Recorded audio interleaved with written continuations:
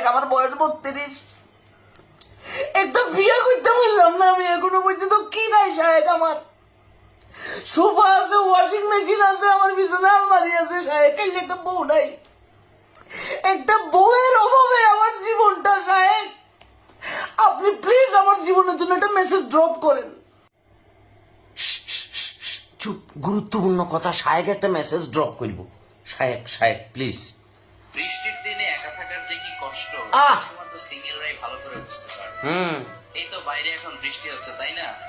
বৃষ্টির এক একটা ফোঁটা সিঙ্গেলদের হৃদয়ে বুলেটের মতো প্রবেশ করে। একদম বাপ্পারাজের গানের সিডি। ওয়াইফ আমার জন্য খিচুড়ি রান্না করবে, অমলেট রান্না করবে, অমলেট রান্না করবো, করে আমাকে খাওয়াবে।